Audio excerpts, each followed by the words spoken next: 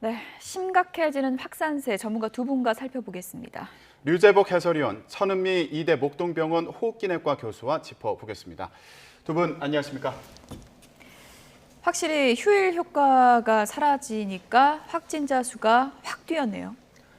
이거 방역 당국의 기대와는 달리 확산세가 이제 꺼지지 않고 있다는 뜻이죠. 지난 3차 유행 때 유행이 시작돼서 정점에 오르는데 46일이 걸렸습니다. 근데 제가 여러 차례 말씀드렸지만 이번 4차 유행은 그 파도의 크기가 훨씬 큽니다. 그만큼 축적돼 왔던 확산 요인들이 좀 터지고 있는 거고요.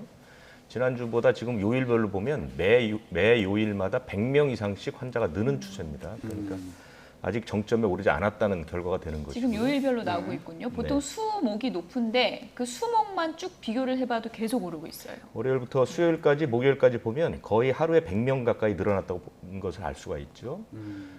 더욱 심각한 것은 수도권은 4단계로 올린 지 3주 차입니다. 아, 그렇게 되죠. 그러니까 이미 이제 그 효과가 명백하게 나타나야 했던 것이 지난 그 세 차례 유행 때의 모습이었는데 지금 그 지난주 효과가 나타나기로 기대했던 지난주에 환자 감소가 3% 정도에 그쳤습니다.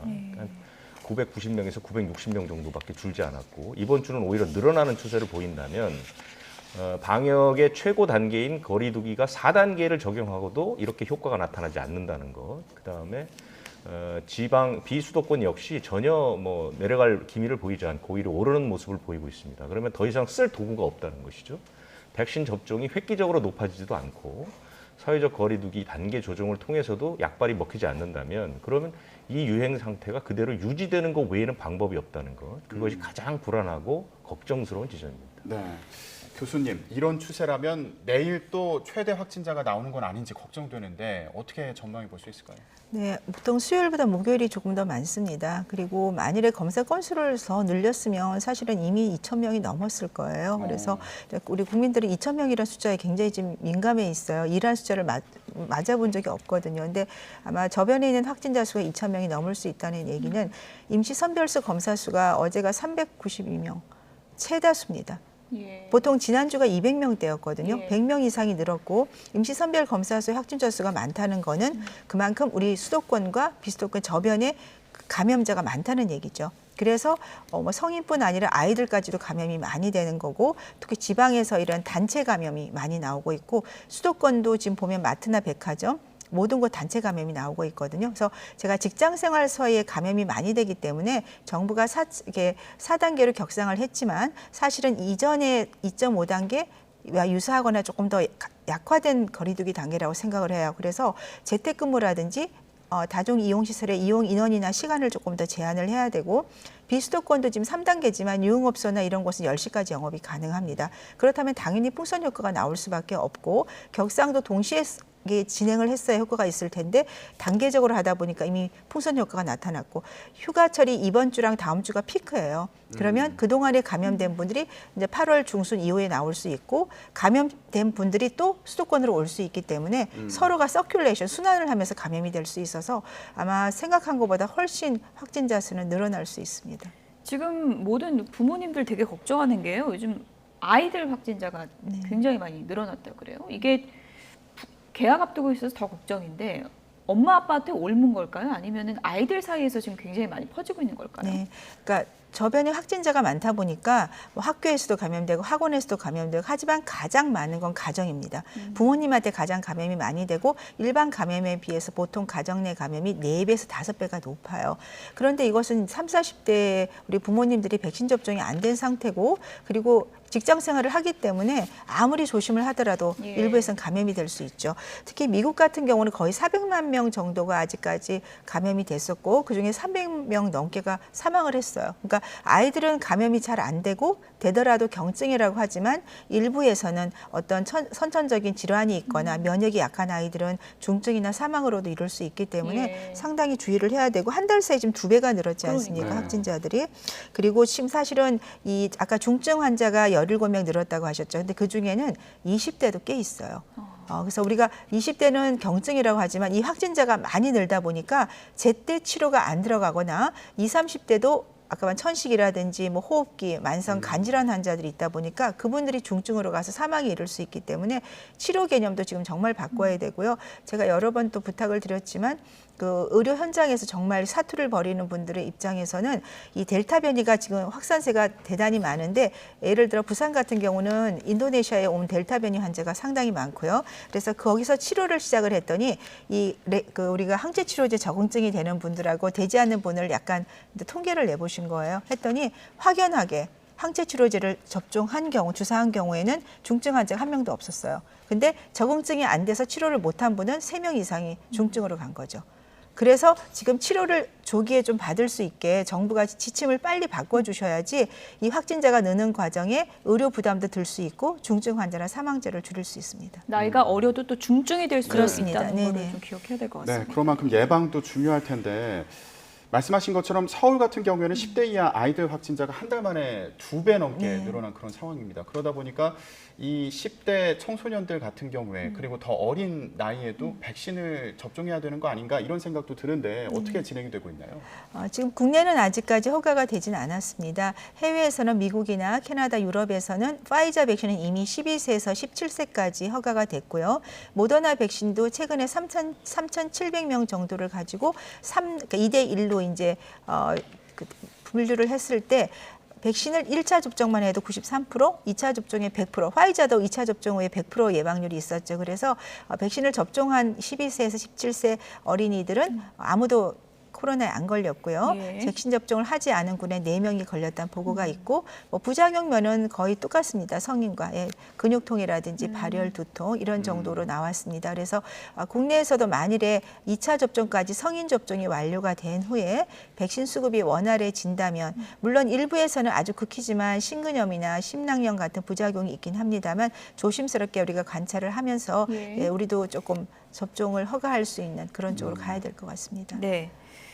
일단 백신 물량 확보가 지금 가장 시급한데 김부겸 총리가 오늘 발표한 바에 따르면 다음 주부터 모더나 생산 차질이 컸는데 공급 재개한다고 합니다. 네. 우리가 얼마나 숨통이 트일 수 있는 건가요? 다행입니다. 어제 이제 모더나 쪽에서 관련된 정보가 좀 나왔거든요. 예. 지연 연인이 이 백신이라는 건 이제 2가지 그 공정이 있는데 첫 번째 공정은 이제 원액을 생산하는 공정이 있습니다.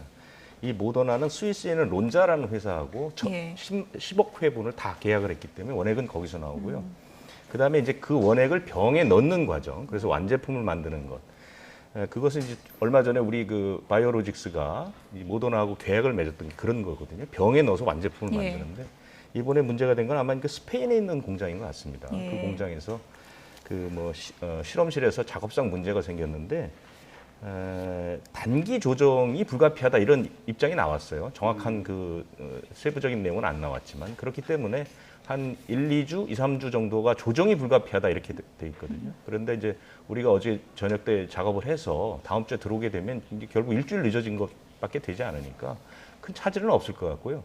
대개 이 백신의 공급 계약은 분기별로 하는 경우가 많습니다. 그래서 뭐 석 달 기준으로 해서 얼마 분량, 그 분량 자체가 차질이 빚어지는 건 아니고 매주 도입량은 그 주마다 협의하게 돼 있거든요. 예. 그렇기 때문에 우리가 생각하는 8월까지의 그 모더나 백신 도입은 다 될 것으로 보입니다. 일단 불투명성은 좀 사라진 거네요. 그 기간이 조정됐을 뿐이지 예. 물량 자체가 문제가 되는 것은 아니니까요. 그래서 다음 주에 당장 들어오게 되면 아마 그 지금 수도권에서 일부 화이자로 대체 맞는 55세, 예. 59세, 그다음에 이제 일부 작은 분량들이 이제 맞는 분들이 있는데 그분을 제외하고는 큰 차질은 없을 것 같은데 예. 항상 이렇게 불안전성이 밑에 깔려 있으니까요. 국민들이 불안해하는 것이죠. 네.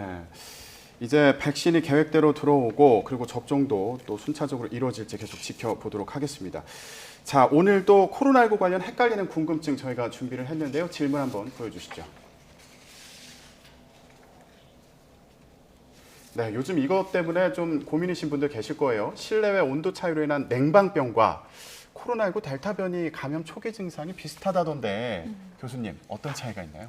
그러니까 에어컨을 이제 많이 실내에서 하게 되면 그러니까 외부 온도와 실내 온도가 차이가 많이 나죠. 그러면 우리 인체가 몸에 적응을 못해요. 너무 갑자기 춥거나 더우면서 그러면서 이제 찬 온기에 노출이 되게 되면 혈관이 수축을 합니다. 그리고 열을 잃지 않기 위해서 몸에 이제 열을 만들어야 되잖아요. 그러면서 몸이 붓거나 예. 뭐 두통이라든지 그리고 이 에어컨에 오래 노출이 되면 많이 느끼셨지만 점막이 목이 굉장히 건조해지세요. 그러면서 인후통이 발생을 하고 굉장히 피곤해지고 이런 게 이제 지금 델타 변이가 과거에 코로나19는 뭐 기침이나 발열이었지만 지금 델타 변이는 감기처럼 뭐 두통이라든지 인후통이라든지 뭐 콧물이나 재채기 이런 식으로 오다 보니까 구별이 안 되는 네. 거죠. 그래서 감별을 하는 거는 이제 직장에 오래 계신 분들이나 뭐 은행이나 이런 곳에 오래 사무실에 오래 있는 경우에 에어컨에 계속 노출이 돼서 증상이 나타나면 조금 의심을 할 수 있고요. 하지만 우리가 이제 여행이나 어디 모임을 다녀와서 이런 증상이 있다든지 아니면 가족 중이나 주변의 확진자와 같이 접촉을 했다든지 그런 곳에 있었던 분이 이런 증상이 있다면 조금 감별이 될 수 있고 그렇지만 정확히 감별을 하기 위해서는 이제 에어컨 내에 노출돼서 많이 그런 경우는 주기적으로 환기를 해주고 물을 충분히 드시고 휴식을 취해보면서 좋아지면 그거는 이제 냉방병이겠지만 그렇지 않고 증상이 지속이 되면 반드시 검사를 받아보는 것이 좋을 것 같습니다. 네. 헷갈리는 궁금증, 다음 궁금증도 살펴보도록 하겠습니다. 요즘 휴가철이죠. 뭐 독채 펜션, 뭐 이런 호텔 또 이런 데 많이 가시는데 네. 아무래도 뭐 숙박업소 측에서 청소를 한다고 하지만 다 믿을 수는 없잖아요. 그래서 개인 소독하는 분들이 있는데 어느 부분을 특히 좀 신경 써서 소독을 해야 될까요? 최근에 그 체육시설에서 이 에어컨을 통해서 집단 감염이 나왔습니다. 그래서 저도 항상 어디 이렇게 여행을 가면 호텔이나 이런 데서 에어컨이 항상 걱정이 되는데 에어컨을 저희가 필터를 소독할 수는 없어요. 같이 공조라. 그래서 그 부분이 조금 걱정이 되는 부분이고 하지만 개인적으로는 우리가 많이 사용하는 게 손잡이죠. 손잡이와 그다음에 TV 리모컨. 그다음에 세면대, 샤워기 이런 곳은 여러 사람이 손이 닿는 곳이기 때문에 그러니까 뭐 화장실이나 그 실내 출입구에 손잡이라든지 리모컨 같은 맞아요. 거, 리모컨이 전화기, 손이 많이 예, 닿잖아요. 그런 경우는 이제 알코올 티슈라든지 알코올 솜을 가져가셔서 조금 깨끗이 본인이 사용할 때마다 좀 닦아주시면 좋을 것 같습니다. 그리고 엘리베이터를 타실 때 그 버튼을 누르실 때요. 항상 그 손가락 끝으로 누르는 건 저는 좀 피해 주시는 게 좋아요. 그러니까 손마디나 이런 곳으로 눌러주시고 갔다 오면 꼭 손을 씻어주시고 그런 것을 통해서 감염을 일정 부분 예방할 수 있을 것 같습니다. 예. 내일은 아마도 확진자 수가 또 네. 늘어날 수 있는 그런 우려가 있는데요. 내일도 또 이 코로나 사태 좀 짚어보도록 하겠습니다. 유재복 해설위원, 천은미 이대 목동병원 호흡기내과 교수 두 분이었습니다. 고맙습니다.